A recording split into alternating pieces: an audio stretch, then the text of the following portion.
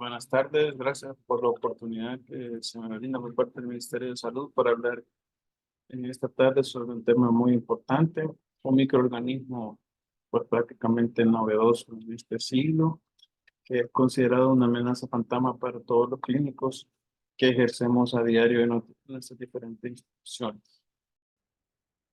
Y de ir, ahí está.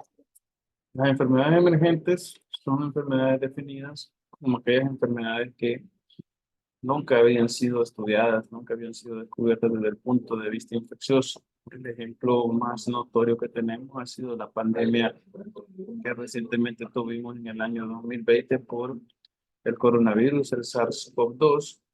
Y también existe el concepto de las enfermedades reemergentes, que son enfermedades que ya existen y que han mostrado un nuevo incremento en los últimos tiempos, tal como ha sido la enfermedad por chikungunya, la enfermedad también por el virus de la influenza, que si recordamos provocó una mortalidad masiva ya por 1914 y por 1917 y que vino a reemerger en el año 2009 provocando una pandemia que tuvo mucho impacto en los aspectos de salud pública. Son enfermedades que pueden ser de tipo infeccioso y que provocan incremento en la cantidad de casos en diversas áreas geográficas. Estas enfermedades pues, forman parte del 15% de todas las enfermedades a nivel mundial y este 15% está considerado ser como tipo infeccioso. Son enfermedades que pueden ser transmitidas por el agua, como por ejemplo el cólera, a través de los mosquitos como el Zika, el chikungunya, el dengue, a través de los alimentos como la fiebre tifoidea, o que pueden ser transmitidos también a través del aire, como ha sido el caso de la pandemia por el virus SARS-CoV-2 recientemente. Algunos patógenos emergentes infecciosos que han surgido en los últimos años, podemos mencionar el tópico del cual vamos a hablar el día de hoy, como es el hongo Candida auris, que fue descrito por primera vez en el continente asiático en el oído de un paciente. En Japón tenemos también la garrapata de la estrella solitaria, que es la que se muestra en la diapositiva, algún tipo de microorganismos multidrogo resistentes gram negativos como el Elizabeth Kinsey Anopheles.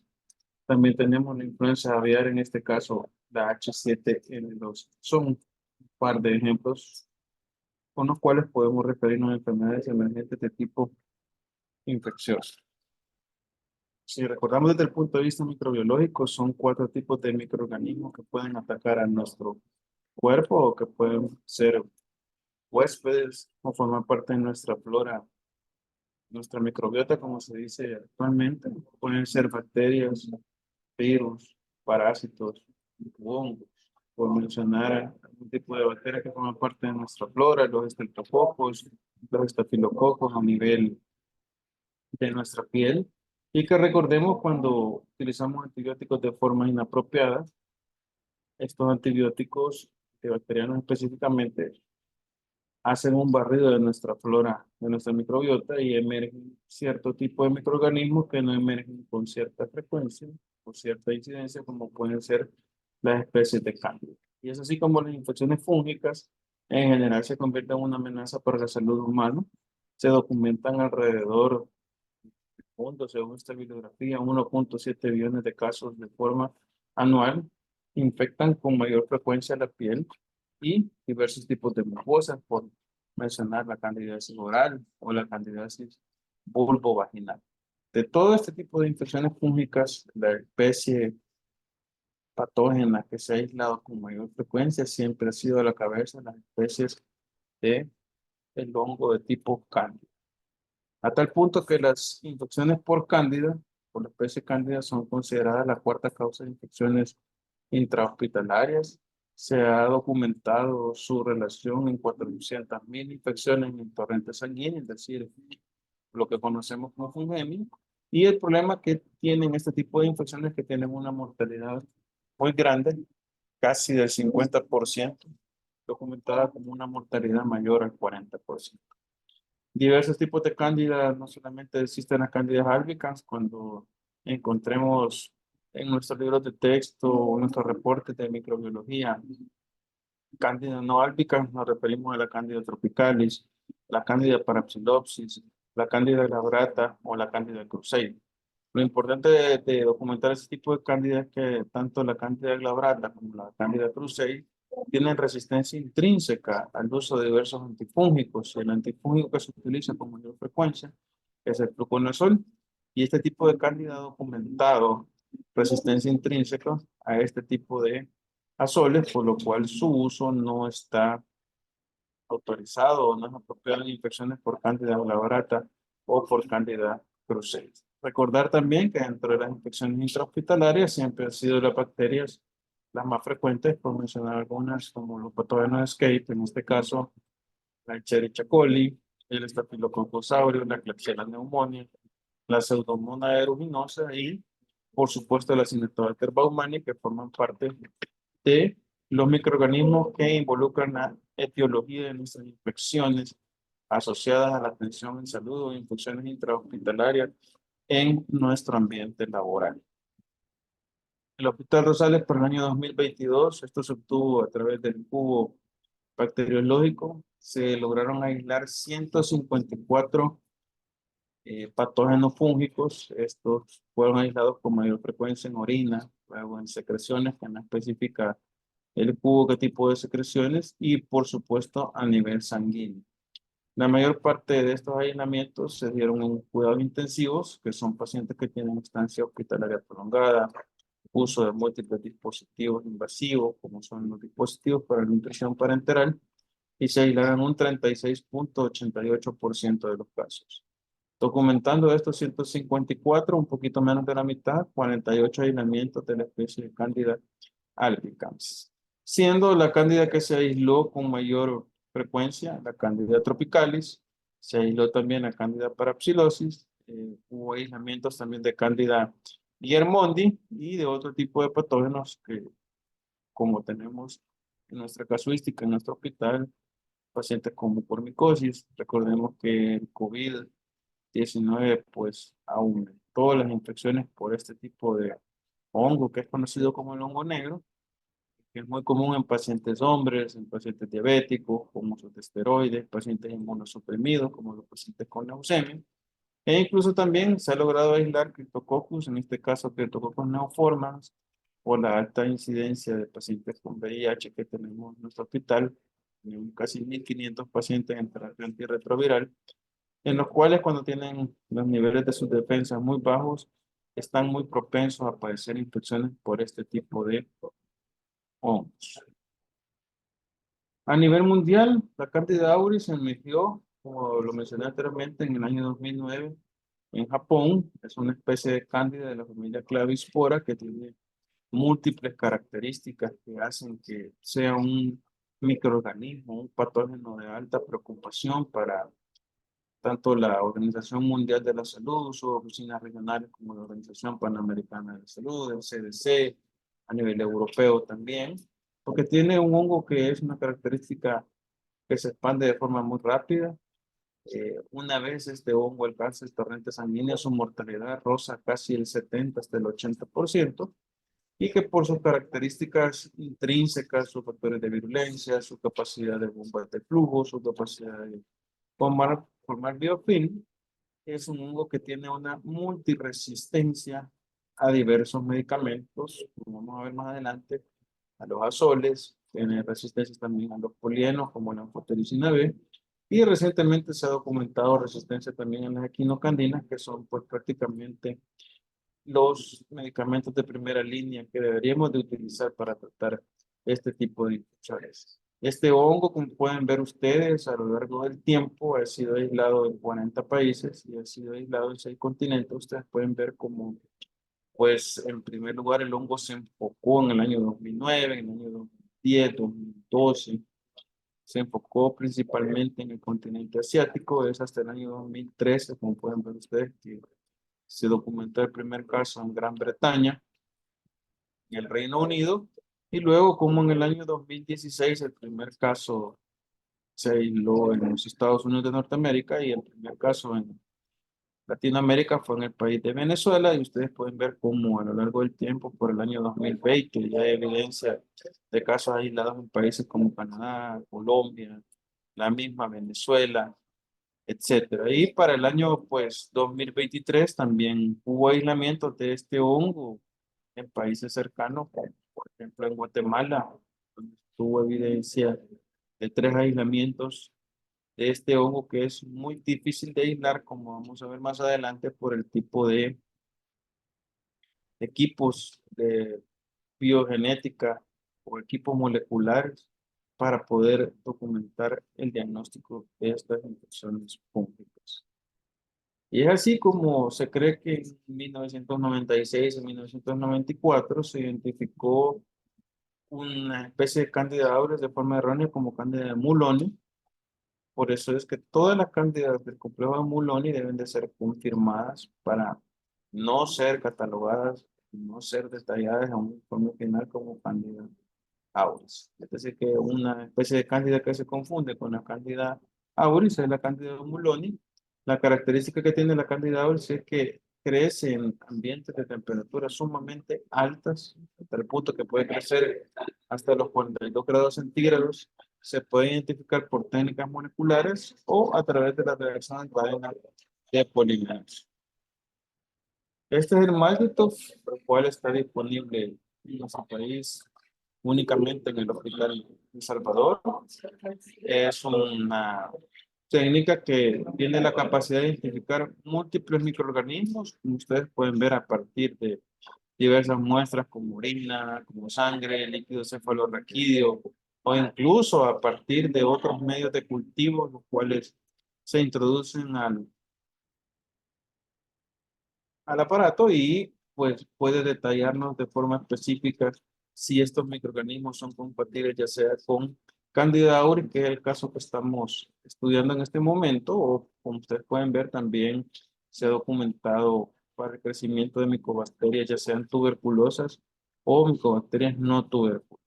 La ventaja de este equipo es que tiene una precisión crítica, por no decir exacta, en la identificación del microorganismo. Entonces, quiere decir que ante una especie de Candida auris que yo tenga por el PITEC, por ejemplo, está disponible pues en hospitales de tercer nivel, por mencionar el Hospital Rosales, esta debe ser confirmada por un maldito que está disponible en el Hospital de Salvador para ya poder dar un diagnóstico más específico de un aislamiento de un hongo como Candida auris.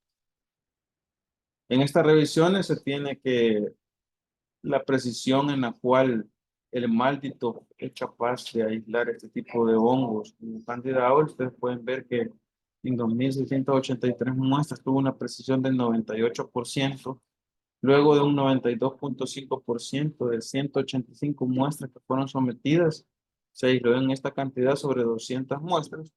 Y este otro investigador, Becker y colaboradores, pues logró una precisión del 94.5% de los aislamientos.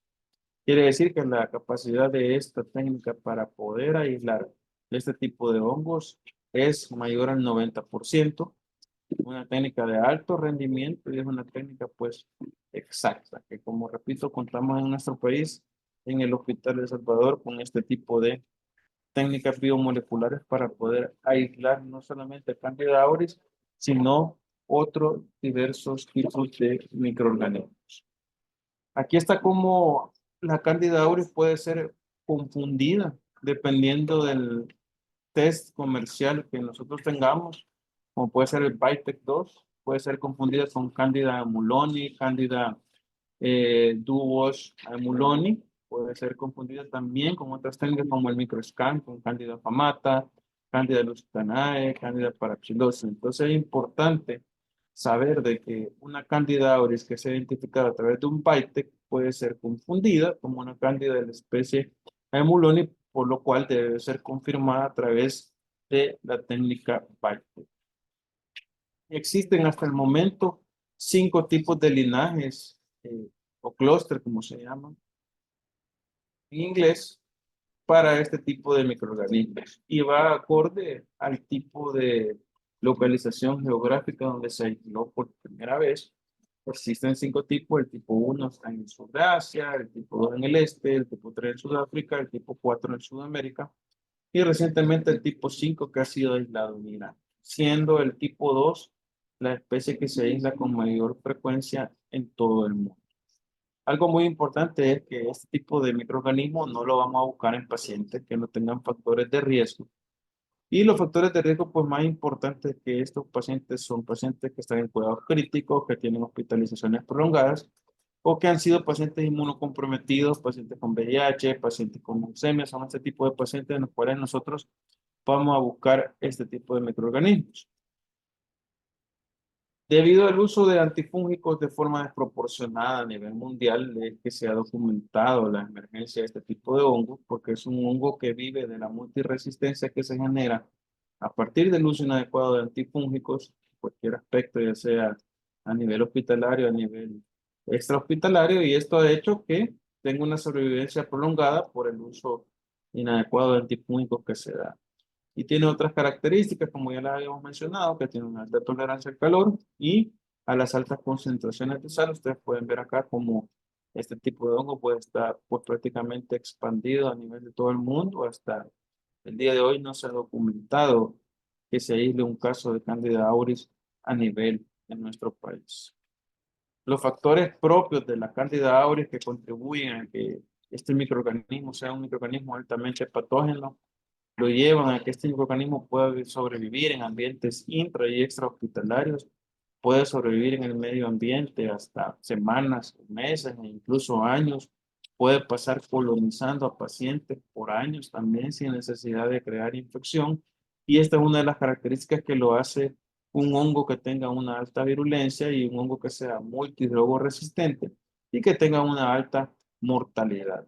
Asimismo, también es capaz de formar hifas, de formar pseudohifas, es decir, puede crecer en diversas formas, lo cual dificulta el alcance que pueda tener nuestro sistema inmune para poder combatir ese tipo de hongos, o incluso también el alcance y la eficacia que pueden tener diversos antifúngicos para poder combatir este tipo de microorganismos. Otras características que tiene la formación del biofilm, las bombas de flujo o las enzimas. El biofilm, pues recordemos que no solamente tiene la capacidad de generar resistencia contra, en este caso, los antifúngicos, sino que también genera resistencia contra diversos componentes de nuestro sistema inmunológico, como son en este caso los neutrófilos, para poder atacar este tipo de hongos. Aquí tenemos una casuística en la cual podemos ver los brotes que se dieron en estos diversos países. Ustedes pueden ver cómo existieron pacientes en los cuales sí generó enfermedad.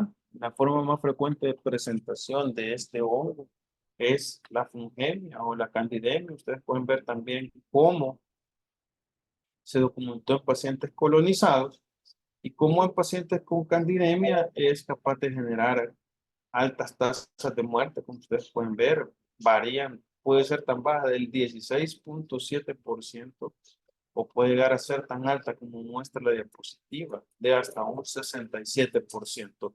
Son rangos variables que los cuales están documentados en estos brotes que se dieron pues prácticamente en los continentes de Asia, en los continentes de África, en el continente europeo y pues también en nuestro continente como puede ser documentado en esta diapositiva en Estados Unidos.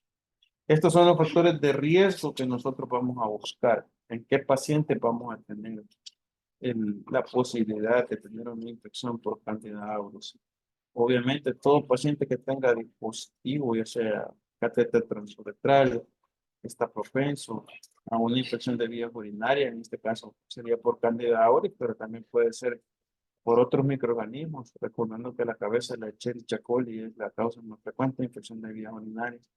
Los pacientes que tienen catéter venoso central, por la cercanía que este catéter tiene a las cámaras cardíacas, recordando que la bacteria que se aísla con mayor frecuencia en sangre o causa más frecuente de bacteriemias, continúa siendo el Staphylococcus aureus, pacientes que tienen enfermedades de tipo maligno, ya sean pacientes con neutropenia, neutrófilos abajo de 500, pacientes con enfermedad renal crónica, y obviamente el factor de riesgo más fuerte para que un paciente tenga una candidemia, ya sea producida por especies de Candida auris o otras especies de Candida, es los catéteres que se utilizan para nutrición parenteral. Pacientes con cirugías recientes, pacientes en los cuales se han utilizado antibióticos de amplio espectro por periodos prolongados, pacientes con infección por el virus de inmunodeficiencia humana o que hayan tenido cirugía reciente. Es decir, que es difícil que tengamos una infección por Candida auris en un paciente a nivel comunitario que no cumpla con todos estos factores de riesgo que ya se mencionaron. Clínicamente pueden ser manifestaciones inespecíficas, es decir, simplemente un paciente que tuvo un episodio febril que no se encuentra un poco evidente en su examen físico, en los diversos exámenes de laboratorio, o puede ser similar a otras infecciones sistémicas, como pueden ser ya manifestaciones que documenten hipotensión o que requieran manejo en cuidados intensivos. Los pacientes en riesgo, pues prácticamente son los adultos mayores y son los pacientes que residen en cuidados críticos. Y estas infecciones alcanzan una mortalidad del 30 hasta el 72%. Y puede generar toda esta diversidad de manifestaciones clínicas, como una infección de vías urinarias, puede llegar a infectar heridas, es decir, podemos encontrar en piel, que sea capaz de formar abscesos a nivel del corazón, en el miocardio, en las meninges, o incluso a nivel de hueso, que fue el lugar donde se encontraban este tipo de infecciones en los pacientes en Guatemala en el año recién finalizado 2023. Esta revisión, pues, es una revisión que compara a los pacientes que estudiaron con candidemia y sin candidemia, en los cuales se documentó la presencia de Candida auris, pero tuvieron el agravante que estos pacientes estaban, pues, prácticamente coinfectados con Candida auris y estaban infectados a la vez por coronavirus. Eso usted puede decir cuál es la relación del COVID-19 con el coronavirus. Es una relación muy sencilla. Recordemos que para el COVID-19 se utilizaron de forma desproporcionada antibacterianos de amplio espectro, por mencionar imipenem, meropenem, vancomicina, linezolid. Se utilizaron también antifúngicos de forma desproporcionada, en este caso fluconazol. Algunos pacientes estuvieron en cuidados intensivos, ya eran diabéticos, con leucemias, por mencionar algunas patologías, y esto procreó el ambiente ideal para que este microorganismo Candida auris pudiera surgir. Es decir, que no es una infección que va a surgir de la noche a la mañana, es una infección que busca diversos factores de riesgo para poder crear enfermedad en diversos pacientes. La mayor parte de estos pacientes tenían como factores de riesgo diabetes, hipertensión, obesidad. Fueron pacientes que estuvieron en cuidados intensivos, en los cuales se documentó uso de antibióticos de forma inapropiada, o pacientes que utilizaron catéter venoso central. Y pueden ver ustedes como la mortalidad en pacientes con candidemia fue de 44.4%, y en pacientes en los que no se documentó candidemia, es decir, en los cuales la Candida auris fue aislada en otro lugar que no fuera el torrente sanguíneo, alcanzó el 64.7%. ¿Qué es lo que tenemos nosotros para poder tratar este tipo de pacientes?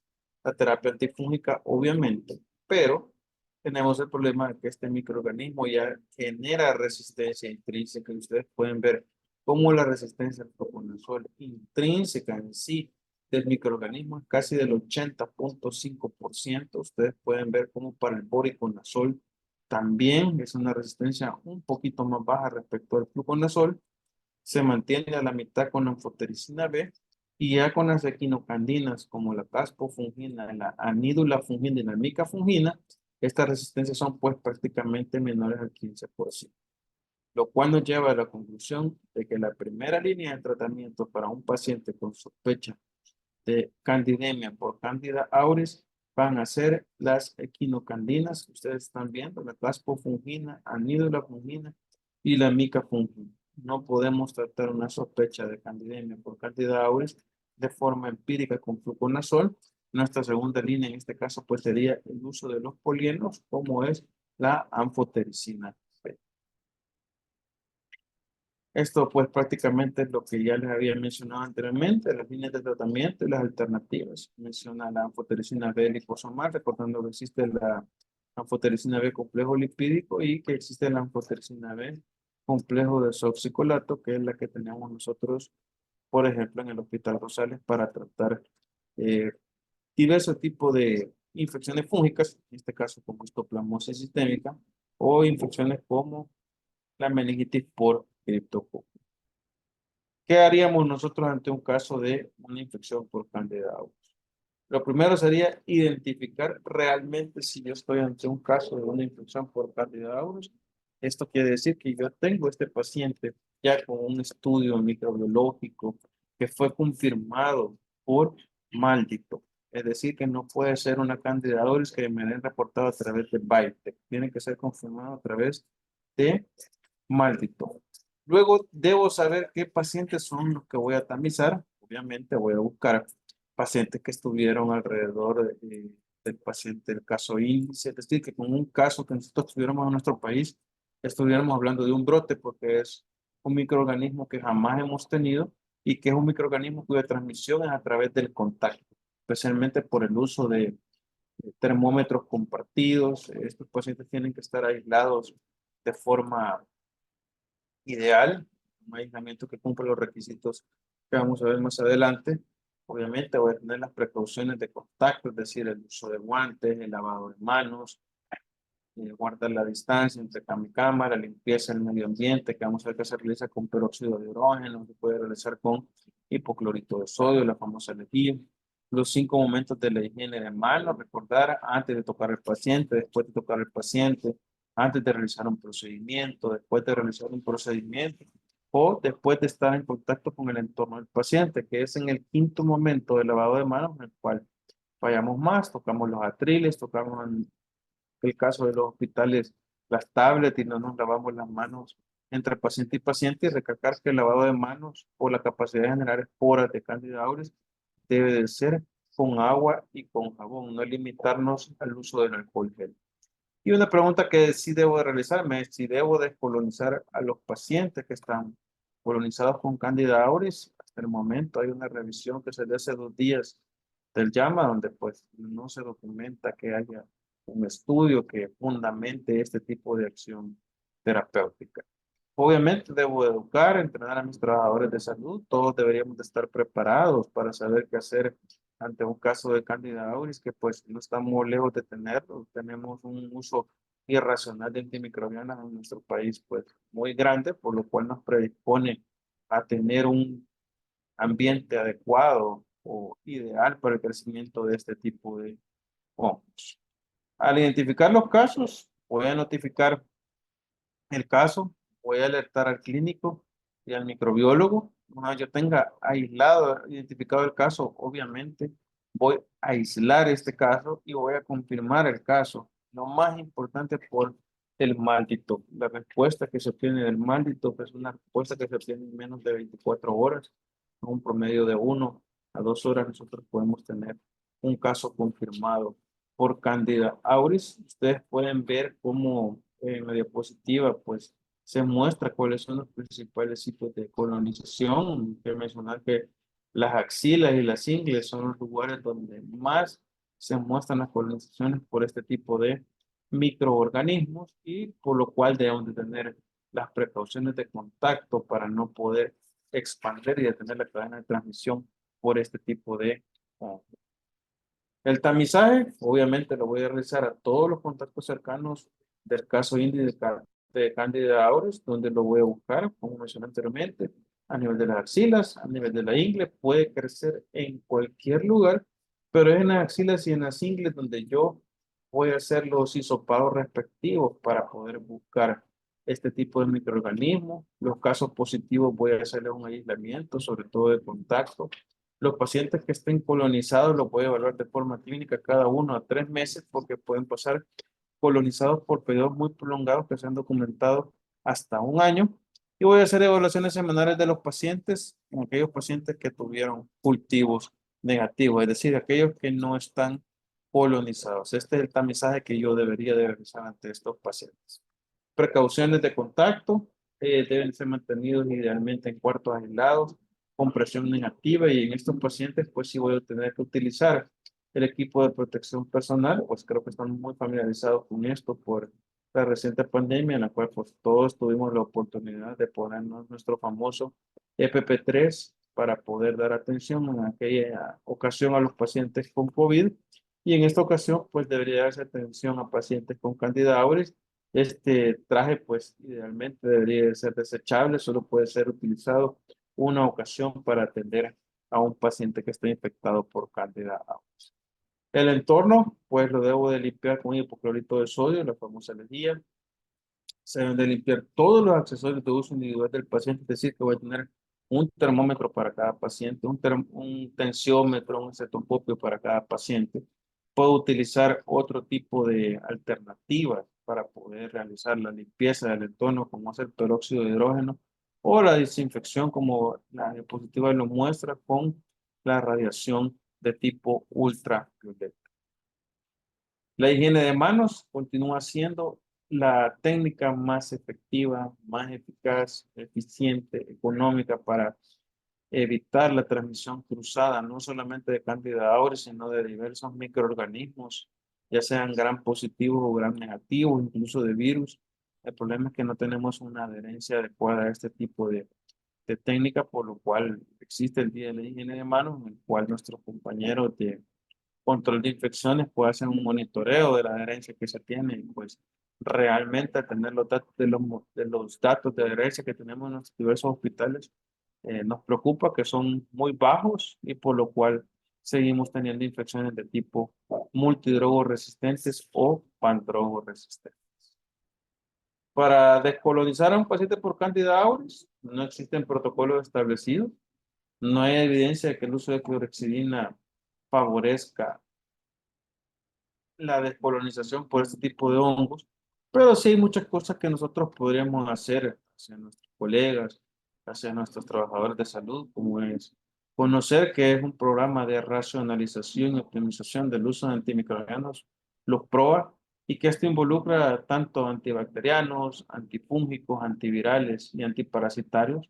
Y recordar que la causa más frecuente de resistencia antimicrobiana a nivel mundial es hasta el día de hoy y continuará siendo el uso inadecuado o el abuso de antibacterianos a la cabeza, lo cual genera patógenos multidrogos resistentes. Que el COVID vino a hacer que esta pandemia por los patógenos multidrogos resistentes esté a la vuelta de la esquina, ya que la esperábamos para el año 2050, pero el uso desproporcionado de antibacterianos hizo que este tipo de microorganismos crezcan con mucha frecuencia en nuestros ambientes hospitalarios y tomar en cuenta que debe llevarse un control adecuado del uso de antifúngicos, no utilizarlos de forma inadecuada, porque el uso inadecuado de este tipo de medicamentos puede llevar a que surja un patógeno como Candida auris. Es decir, que es un patógeno que podríamos delatar o dilatar, perdón, su llegada a nuestro país si nosotros hacemos un uso adecuado de antifúngicos y también de antibacterianos. Bueno, hasta aquí llegaría con mi presentación. Eh, Tenemos comentarios ya en el chat. El primero dice, buenas tardes. Para hacer búsqueda activa de Candida auris por su característica de fácil colonización, solo será en muestras de sangre, orina. No se realizará búsqueda en otro tipo de muestras, como muestras respiratorias. No, lo ideal es hacer cultivos en los pacientes que estuvieron cerca del caso índice, en la ingle, como mencioné anteriormente, y a nivel de las axilas, es el lugar donde se debe de buscar. La siguiente dice, ¿qué opina de los baños con clorexidina? No tienen evidencia científica todavía para ser una técnica que por la cual pueda optarse para poder evitar que el paciente se descolonice por Candida auris. El siguiente comentario dice, interesante ponencia, lineamientos técnicos para la prevención y control de Candida auris, ya en proceso de oficialización. Ya estamos trabajando. Bueno, si no hay más preguntas o algún participante quiere activar su micrófono. Y el ELAS dice, excelente presentación. Si alguien quiere activar, Sonia Cruz tiene la mano levantada. Sí, buenas tardes. Buenas tardes. Con respecto a la pregunta que hice sobre la búsqueda de Candida auris en otro tipo de muestras, no me refería a actos de un paciente positivo, sino en general, los tipos de muestras. Por ejemplo, En muestras respiratorias no informamos las levaduras, excepto que sean pacientes oncológicos, neonatos, pacientes con trasplante renal, o sea, pacientes inmunosuprimidos. Pero si a mí me viene una muestra de bronquial, de aspirado bronquial de la UCI, crece una levadura.